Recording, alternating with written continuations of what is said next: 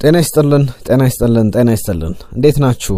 በለተውድ አዳዲስ ጉዳዮችን ይዘን ተገናኝተናል። በድጋሚ እንደተለመደው በርከት ያሉ ጉዳዮችን መድፈኞቹ ቤት እየተሰሙ አዳዲስ መረጃዎችን ይዘን ተገናኝተናል። አብራችሁን ቆዩ። ከምናነሳቸው ጉዳዮች መካከል በተለይ ደግሞ ከዝውውር ጋር በተያያዘ በባለፉት ቀናት በስፋት እየተነሳውንም ጉዳዩ በብዙሃን መገናኛዎች ጠንከር እያለ የመጣ አርሰናል አንድ ሊያስፈርመው በጣም ፍላጎት እያሳየበት ያለ ተጫዋች አለ። በዚህ ተጫዋች ጉዳይ ከየት ጀምሮ የተገኘ በአርሰናል ቤት ምን ይጨምራል የሚለውን ጉዳይ አጠቃላይ አንድሪያ ቤርታ ምን እየሰሩ ይገኛሉ በዚህ ተጫዋች ዝውውር ጉዳይ ላይ የሚለውን ጉዳይ በዝርዝር የነገርናችሁ እንቆያለን። አብራችሁን ስትቆዩ ትሰሙታላችሁ። ከዛ በተጨማሪም ሌላኛው ጉዳይ ከአርሰናል ጋር በተያያዘ ከ3 ወራት በኋላ በክረምቱ ወደ አርሰናል ከመጡ 8 ተጫዋቾች መካከል አንዱ ነው። ከ3 ወራት በኋላ ግን በትልቅ ክለቦች በተለይ ደግሞ በቀድሞ አርሰናል ተጫዋች በሚመራ ቡድን ውስጥ በሴስ ፋብሪጋስ እየተፈለገ ይገኛል ተብሏል። የተጫዋች በአርሰናል የማይቆይ ከሆነ አርሰናል ምን ሊያተርፍ ይችላል? ተጫዋቹ ግን በአርሰናል እንደሚቆይ ይጠበቃል። ለምንድነው የተፈለገውም የሚለውን ጉዳይ የነገርናችሁ እንቆያለን። ከቀድሞ የአርሰናል ተጫዋች ጋር በተያያዘ ስለ አርሰናል ምስክርነቱን ሰጥቷል። በሄድኩበት ሁሉ የአርሰናል መለያ የአርሰናል ደጋፊዎች ፍቅራቸውን እመለከታለሁ የሚል ሀሳቡን አካፍሏል። ማን ነው እንነግራችኋለን። ሌሎችንም ጉዳዮች ያነሳን እንቆያለን። በተለይ ትናንትና የተለያዩ ቡድኖች ጨዋታዎቻቸውን አድርገው ነበረ። ከነዚህ ጨዋታዎች መካከል ማንቸስተር ዩናይትድ ተሸንፏል። ከዛ በተጨማሪ ሌሎቹም ቡድኖች ቼልሲን መጥቀስ ይቻላል፣ ሊቨርፑልን መጥቀስ ይቻላል፣ ቶትናምን መጥቀስ ይቻላል። እነዚህ ቡድኖች ሲሸነፉ በተለይ ደግሞ የሊቨርፑልና የቼልሲ ሽንፈት ላይ የአርሰናል የቀድሞ ተጫዋቾችን እናነሳለን። የማንቸስተር ዩናይትድ ጨዋታም ላይ የአርሰናልን የቀድሞ ተጫዋች አንስተን አንዳንድ ጉዳዮች እናነሳለን። ከኤቨሬቺ ኤዜ ጋርም በተያዘ የሚነሱ ዝርዝር ጉዳዮች አሉ። በጣም አንድ አስገራሚ ጉዳይ አንስቷል። በአርሰናል ስላስቆጠራቸው ግቦች ምን ያክል ደረጃ ደርሷል? አርሰናል ላይ በአርሰናል ቤት እየተጫወትኩ ያስቆጠርኳቸው ግቦች የመጀመሪያ አይደለም ብሏል። ሌሎችም ጉዳዮች ያነሳባቸው ቆይታ አድርጓል። ከኤዜ ጋር በተያዘ ሌሎችንም አጫጭር ጉዳዮችን እየተመለከተን እንቆያለን።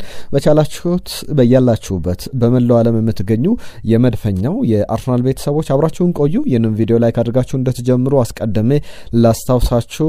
ወደ ዝርዝር ጉዳዮች እናልፋለን። በቀዳሚነት የምንመለከተው መግቢያ ላይ ካስተዋወቅኳችሁ የዝውውር ሀሳብ ነው። በአርሰናል ቤት ባለፉት ቀናት ስሙ በተደጋጋሚ እየተነሳ ይገኛል። አንድሪያ ቤርታ ለቦርዱ ጥያቄ አቅርበው ንግግር እንዲጀመር ተብሎ ተወስኗል። ከዛ በተጨማሪም በተጫዋቹ ጉዳይ ላይ ደግሞ አንድሪያ ቤርታ የአርሰናል ስፖርቲንግ ዳይሬክተር ከወኪሉ ጋር ንግግር ስለማድረጋቸው ተሰምቷል። በዩቬንቱስ ቤት እንደ ማስትሮ ይቆጠራል። በጣም ጥሩ አቅም ያለው ተጫዋች ነው። ኬናን ይልዲዝ ይባላል የተጫዋች በቱርክ ከዛ በተጨማሪም በዩቬንቱስ አስገራሚ ጉዞን እያደረገ ይገኛል። ለአርሰናል የሚጨምረው ነገር አለ ወይ ብላችሁ በተጠይቁ በትክክልም አርሰናልን በእጅጉ ማሳደግ የሚችል የግራ መስመር አጥቂ ነው። ከዛ በተጨማሪ በሌሎች ቦታዎችም በአማራጭነት መጫወት ይችላል። በተለይ ደግሞ ዩቬንቱስ በቀይ መስመር ቦታም ላይ ሲጠቀመው በአንዳንድ ጨዋታዎች ላይ ተመልክተን እናውቃለን። ነገር ግን እንደ ሰከንድ ስትራይከር በዋነኝነት በግራ መስመር ላይ ይጫወታል። ሰከንድ ስትራይከር ሁለተኛ አጥቂ ተደራቢ አጥቂ ሆኖ ሲጫወት ትመለከቱታላችሁ በተለያዩ ጨዋታዎች ላይ። በዋናው አጥቂ ለምሳሌ ወደ አርሰናል ቢመጣ ከቪክተር ጌኬሬሽ ጀርባም መጫወት ይችላል። ገና 20 ዓመቱ ላይ ይገኛል። የባየርን አካዳሚ ውጤት ነው። ከዛ በኋላ ወደ ዩቬንቱስ የአካዳሚ ሲስተም ከገባ በኋላ 2022 ጀምሮ ጁላይ ላይ ሐምሌ ላይ ከገባ ጀምሮ በደንብ እድገቱን እየተመለከት ነው እንገኛለን። ለዩቬንቱስ 2023 ላይ ነው የመጀመሪያ ጨዋታውን ያደረገው። በጣም ኤክሳይቲንግ የሚባል በጣም ዓለም ላይ ካሉ ምርጥ የመስመር አጥቂዎች መካከል ስሙ የሚጠቀስ ነውና ይህን ተጫዋች አርሰናል ቢፈልገው የሚያስደንቅ አይደለም። ኬናን ይልዲዝ በተጨማሪነት ደግሞ ሌሎችም ጨምሮ ይዟቸው ሊመጣ የሚችሉ ጉዳዮች አሉ። ለምሳሌ በአርሰናል ቤት ምን ይጨምራል? ከግብ ክልል ውጪ ግቦችን በማስቆጠር ስሙ የሚጠቀስ ነው። በማጥቃት ረገድ በአሲስት ለግብ የሆኑ ኳሶችን በማቀበል በጣም ጥሩ አቅም ላይ ያለ ተጫዋች ነው። ነገር ግን ከዛ በተጨማሪም ከግብ ክልል ውጪ በጣም አክርሮ በመምታት የሚታወቅ ነው። ለምሳሌ በቅርቡ በተጀመረው ውድድር ዘመን ላይ ኢንተርን 4-3 ባሸነፉበት ጨዋታ ላይ ዩቬንቱስ ከግብ ክልል ውጪ በጣም አክርሮ አግብቶ በጣም ድንቅ ግብ አስቆጥሮ ኢንተር ላይ የተቆጠረች ግብ ነበረች ዩቬንቱስን ወደ ጨዋታ መልሶ ለዩቬንቱስ አሸናፊነት በጣም ወሳኝ ነበረ። በአውሮፓ ቻምፒየንስ ሊግም ልምድ ያለው ተጫዋች ነው። ዶርትመንድ ላይ ተመሳሳይ ከግብ ክልል ውጪ የተቆጠረ ግብ አለው ኬነን ዮልዴዝ። እንግዲህ በዩቬንቱስ ቤት በአዲሱ የውድድር ዘመን 5 ጨዋታዎችን አድርጓል። በእነዚህ 5 ጨዋታዎች ግን 2 ግቦችን አስቆጥሯል። 4 ለግብ የሆኑ ኳሶችን አቀብሏል። በጣም አስደናቂ የውድድር ዘመን ላይ ይገኛል።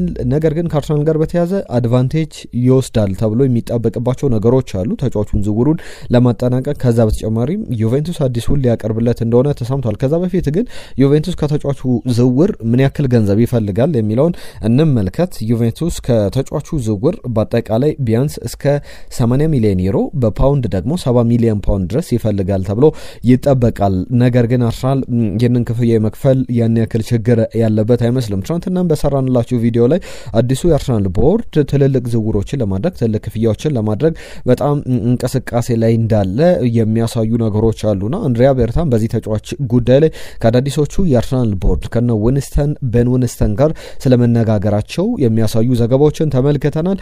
በዩቬንቱስ በኩል ከ70 ሚሊዮን ፓውንድ በላይ ለተጫዋቹ ሊጠይቅ ይችላል። ያንንም አርሰናል ለመክፈል ፈቃደኝነት አለው። ነገር ግን በተጫዋቹ ዝውውር ጉዳይ ላይ አርሰናል ሊያተርፍበት ወይም ደግሞ ዩቬንቱስ ላይ አድቫንቴጅ ሊወስድበት የሚችለው ጉዳይ አለ። ይህም የተጫዋቹ የደሞዝ ጉዳይ ነው። ያ ማለት በዩቬንቱስ ቤት እስከ 2029 ድረስ አሁን ከረንትሊ ኮንትራት አለው። በአዲሱ ውል ደግሞ ለማቅረብ ዩቬንቱስ ፍላጎት አለው። በአዲሱ ውሉ መሰረት ዩቬንቱስ 100,000 ዩሮ ሳምንታዊ ደሞዝ መክፈል ይፈልጋል። ተጫዋቹ አሁን 58,000 ዩሮ ሳምንታዊ ደሞዝ ነው የሚያገኘው። አርሰናል ግን ከዚህ ለቅ ያለ እስከ 150,000 ፓውንድ ከዛም በላይ ሳምንታዊ ደሞዝ ለተጫዋቹ መክፈል የሚፈልግበት እድል አለ። ሊከፍልም የሚችልበት አማራጮች እንዳሉ የሚያሳዩ ዘገባዎች አሉ። በትልቅ ደረጃ አርሰናል ይህንን ተጫዋች ማግኘት የሚችል ከሆነ በጣም ትልቅ አፕግሬድ ነው። በግራ መስመር ቦታ ላይ 60.5 ሚሊዮን ፓውንድ ቸልሲ በክረምቱ ለተጫዋቹ አቅርቦ ነበረ። ነገር ግን ዩቬንቱስ በሩን ነበር የዘጋው። ምንም አይነት ዝውውር ተጫዋቹን በዚህ ክረምት አንሸጠውም ብሎ ነበረ ምላሽ የሰጠው። በተጫዋቹ በኩል በቀጣይም በትልቅ ደረጃ ዝውውሩን ሊያጠናቀቅ የሚችልባቸው እድሎች አሉ። ከዛ ውጭ ወዳሉ ጉዳዮች ደግሞ ከአርሰናል ሊለቅ ይችላል ስላልኳችሁ ተጫዋች ላንሳላችሁ። ከአርሰናል ጋር በተያያዘ ይህ ጉዳይ በስፋት ይነሳል። አንድሪያ ቤርታ የመጀመሪያ ፈራሚያቸው ነው። ወደ አርሰናል ሲመጡ መጀመሪያ ካስፈረሙት ተጫዋቾች መካከል አንዱ ነው። በክረምቱ አርሰናል እንደሚታወቀው 8 ተጫዋቾችን አስፈርሟል። እና ኖኒ ማድዌኬን ጨምሮ ሌሎችም ማርቲን ዙቢሜንዲ፣ ኤዜን መጥቀስ ይቻላል። ቪክተር ጊዮኬሬሽ፣ ክርስቲያን ኖርድጋርድ፣ ክርስቲያን ሙስኬራን ጭምር መጥቀስ ይቻላልና ከነዚህ 8 ተጫዋቾች መካከል ግን የመጀመሪያው ፈራሚ ኬፓ አሪዛባላጋ ነው። ኬፓ አሪዛባላጋ ከ3 ወር የአርሰናል ቆይታ በኋላ ምናልባት በጥር ዝውውር መስኮት ከዚህ አርሰናል 5 ሚሊዮን ፓውንድ ነው የከፈለበት። ከዛ ላቅ ባለ ክፍያ ሊሸጠው ይችላል የሚሉ ዘገባዎች አሉ። ኮሞ ነው የተጫዋቹ ፈላጊ ሴስ ፋብሪጋስ ተጫዋቹን ማስፈረም ይፈልጋል። በዚህ የጥር የዝውውር መስኮት ላይ ለአርሰናል የመጀመሪያ ጨዋታውን በመጀመሪያ አሰላለፍ የተጫወተው የፖርት ቫሌ የሊግ ካፕ ጨዋታ ላይ እንደነበረ ይታወቃል። ክሊንሺት አስመዝግቦ ወጥቷል ግብ ሳይቆጠርበት። ከኬፓ ጋር በተያያዘ የዳቪድ ራያ ተጠባባቂ ወይም የባካፕ ግብ ጠባቂ ሆኖ እንደሚጫወት አስቀድሞም የሚጠበቅ የሚነገር ጉዳይ ነበር። ነገር ግን ከዛም ላቅ ባለ ደረጃ ከተጫዋቹ ጋር በተያያዘ በአርሰናል እድሎችን ሊያገኝ የሚችልበት እድል አለ። ብቃቱን ማሳየት የሚችል ከሆነ መብለጥ የሚችል ከሆነ መፎካከር የሚችል ከሆነ ሚካኤል አርቴታ በዚህ ደረጃ ተጫዋቹን ማመን የሚያቅተው አይደለም። ከዚህ በፊትም በሌሎች ተጫዋቾች ላይ ብቃት ያለው ምርጥ ብቃት ላይ ያለ ተጫዋች ሲሰለፍ ከተከላካይ ስፍራ ጀምሮ በተለያዩ ቦታዎች ላይ እየተመለከተን እንገኛልና ለኬፓም ያንን ተመሳሳይ ነገር ማንሳት ይቻላል። ነገር ግን ሴስ ፋብሪጋስ በኮሞ በሴሪያው በጥር የዝውውር መስኮት ተጫዋቹን 30 ዓመቱ ላይ ይገኛል። ስፔናዊ ነው። በሪያል ማድሪድ አሳልፈዋል። ባለፈው የውድድር ዘመን በቦርንመዝ ያሳለፈው ጊዜም የሚታወስ ነውና ከኬፓ ጋር በተያያዘ የዝውውር የሚጠበቅ ነው። ኬፓን ከ3 ወራት በኋላ እንግዲህ ፍላጎቶች እየታዩበት ይገኛሉ። ጥሩ ግብ ጠባቂ ነው። አርሰናል ምናልባት ዳቪድ ራያ ቢጎዳ እንኳን ያን ያክል ሊጨነቅ ሊቸገር የሚችልበት እድል እንደሌለ የሚያሳይ ብቃቶችን እያሳየ ይገኛል። ባለፈው በቦርንመዝም የተጠናቀቀው የ2024-25 የውድድር ዘመን ላይ ድንቅ እንደነበረ ተመልክተናልና እነዚህ ጉዳዮች በስፋት የሚነሱ ናቸው። ኬፓ አሪዛባላጋን በተመለከተ እነዚህ ጉዳዮች እየወጡ ይገኛሉ። ሌሎችንም ጉዳዮች ላንሳ። ትናንትና የነበሩ ጨዋታዎች ላይ በተለይ የአርሰናል ተጫዋቾች በጣም ምርጥ ብቃታቸውን አሳይቷል። የቀድሞ አርሰናል ተጫዋቾች አንድ ተጫዋች ደግሞ በአርሰናል ቤት በስግብግብነት ከአርሰናል ለቆ ነገር ግን አሁንም ጊዜውን ማግኘት ያልቻለ ብቃቱን ማሳየት ያልቻለ ተጫዋች አለ። ስለዚህም ተጫዋች አነሳላችኋለሁ። ትናንትና ግን ከነበሩ ጨዋታዎች መካከል አንደኛው አስቀድሞ የተደረገው ጨዋታ መካከል የማንቸስተር ዩናይትድ ጨዋታ ይጠቀሳል። ከዛ ውጪ 11 ሰዓት ላይ ከነበሩ ጨዋታዎች መካከል ቼልሲ በብራይተን 3-1 ተሸንፏል። ይህ ጨዋታ ላይ ደግሞ ሁለት ግቦችን ያስቆጠረው ዳኒ ዌልቤክ ተቀይሮ ገብቶ ነው እና የቀድሞ የአርሰናል ተጫዋች ቼልሲን በማሸነፍ ረገድ ትልቅ አስተዋጽኦ አሳይቶ ተመልክተናል። ጥሩም እንቅስቃሴ ያደረገበት ነበረ። ዳኒ ዌልቤክ ተቀይሮ ነበር የገባው 77 እና 100ኛው ደቂቃ ላይ ነው ሁለቱን ግቦች ያስቆጠረው። ቼልሲንም 3-1 ሲያሸንፍ 1-1 እያሉ ወደ ሜዳ ገብቶ አሸናፊ ግቦችን አስቆጥሯል። ሌላኛው የአሸናፊነት ግብን ያስቆጠረው በአርሰናል የዋንጫ ፉክክር ላይ ትልቅ ለውጥ ያለው አርሰናል ምናልባት ትናንትና ሊቨርፑል አሸንፎ ቢሆን ኖሮ በጫና ውስጥ ጨዋታውን ያደርግ ነበረ። ጫናውን ቀለል ያደረገለት ተጫዋች ደግሞ ኤዲ ኔኬቲያ ነው። ኔኬቲያ ትናንትና ክሪስታል ፓላስ ሊቨርፑልን 2-1 ሲያሸንፍ 98ኛው ደቂቃ ላይ ግብ አስቆጥሮ የእጅ ሰዓት ምልክት እያሳየ ሰለብሬት አድርጓል።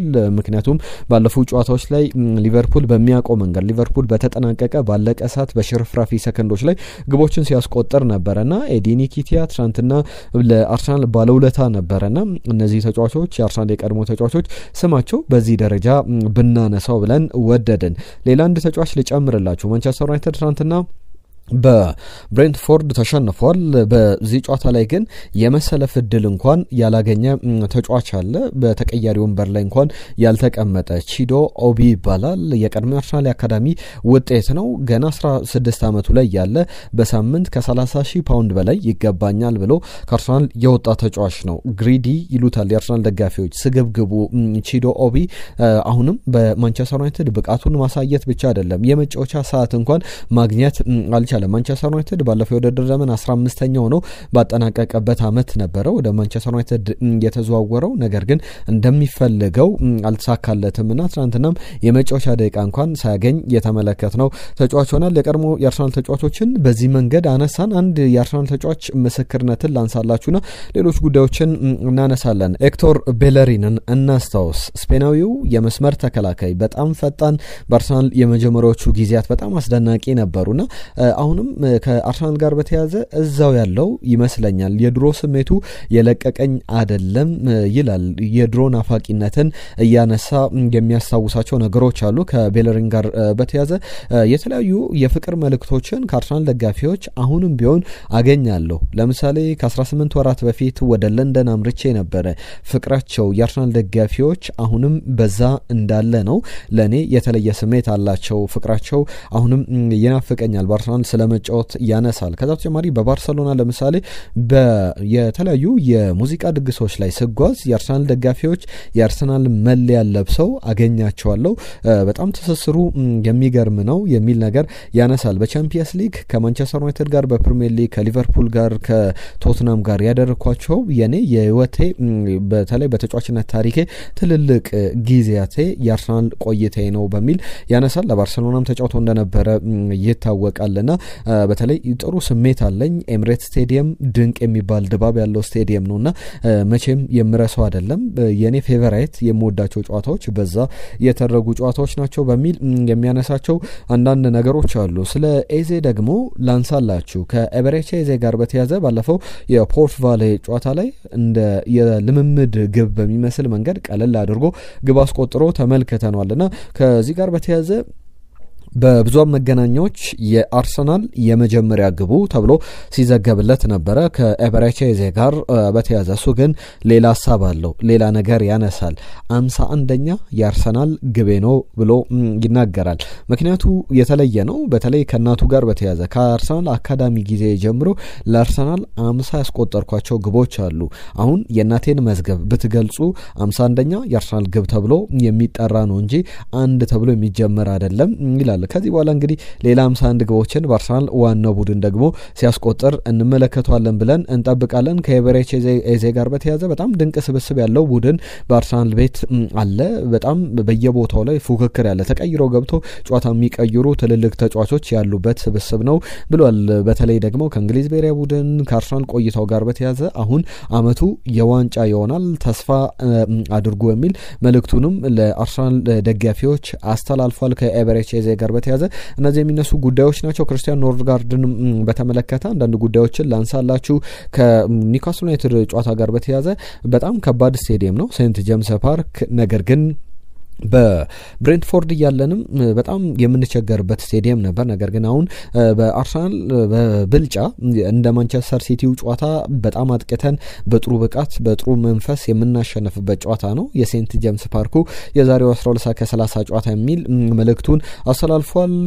ከዛ በተጨማሪ አዳዲስ ምርጥ ተጫዋቾች ያሉት ቡድን እንደሆነ ተናግሯል። ከኒውካስል ዩናይትድ ጋርና ከአርሰናል ጋር በሚደረገው ጨዋታ ዙሪያ አንዳንድ የሚነሱ ሀሳቦች አሉ። ክርስቲያን ኖርጋርድ እነዚህን ሀሳቦች አነሳ። በተለይ አሌክዛንደር አይዛክ ባይኖርም እነ ኒክ ቮልትሜድ እንደሚታወቀው በጣም ጥሩ ተጫዋች ነው፣ በጣም ረጅም ተጫዋች ነው። ስለ ኒውካስል ዩናይትድ ተጫዋቾች ቁመት አንዳንድ ሀሳቦችን ነግራችኋለሁ። ነገር ግን በኒክ ቮልትሜድ ጉዳይ ላይ ካነሳቸው ጉዳዮች መካከል ለምሳሌ ኒውካስል ዊሳን ቮልትሜድን አስፈርሟል። ዊሳ በእርግጥ በዚህ ጨዋታ ላይ አይኖርም፣ ነገር ግን ቮልትሜድ ጥሩ አቅም ያለው ተጫዋች ነው የሚል ምስክርነቱን ሰጥቷል። ክርስቲያን ኖርጋርድ ሚኬል አርቴታም ስለ አሌክዛንደር አይዛክ አለመኖርም ተጠይቆ እንደነበር ይታወቃልና በኒውካስል ዩናይትድ ጨዋታ ላይ አሌክዛንደር አይዛክ ባይኖርም ኒውካስል ዩናይትድ የተለየ አይሆንም ወይም ደግሞ ጥንካሬው የሚጠፋ አይደለም። ምክንያቱም ደግሞ ከባርሰሎና ጋር ያደረገው ጨዋታ ላይ አይዛክ ባይኖርም በጣም ድንቅ ነበሩ።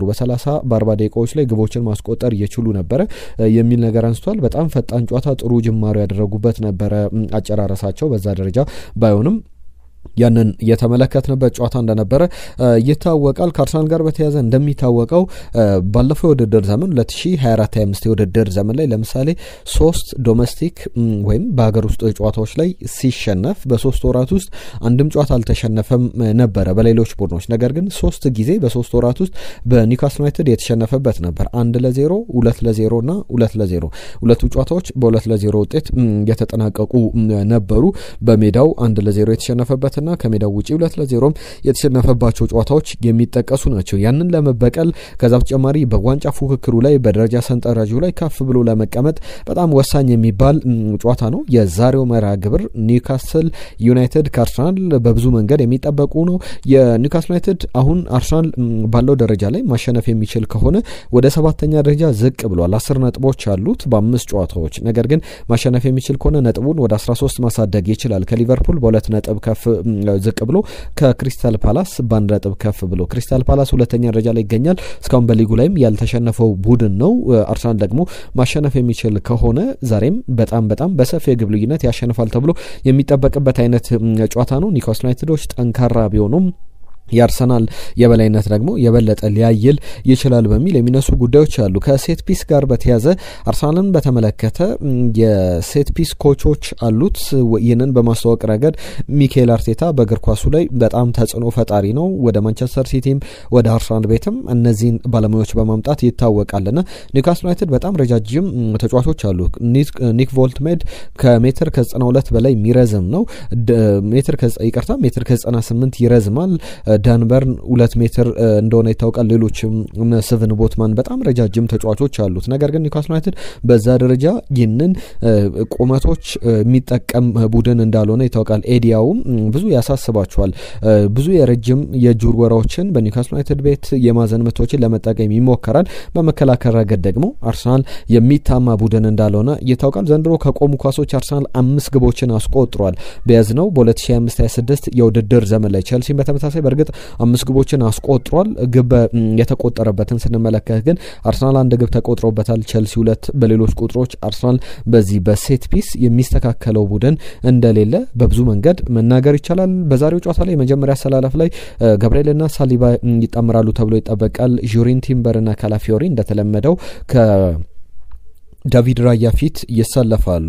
ዙቢሜንዲ፣ ማርቲን ኦዴጋርድ፣ ራይስ ከዛ በተጨማሪም ቪክተር ጊዮኬሬሽ፣ ኤዜና ሳካ የፊት መስመሩን ይመራሉ ተብሎ ይጠበቃል። አንድ ጉዳይ ልጨምርላችሁ። ከሰሞኑ ደብል ስታንዳርድ ይባላል። ለአንዱ ተመሳሳይ ነገሮች ሁለት የተለያዩ አካላት አድርገው ተመሳሳይ አስተያየት የማይሰጥበት ሰዓት ላይ ደብል ስታንዳርድ ተብሎ ይነሳል።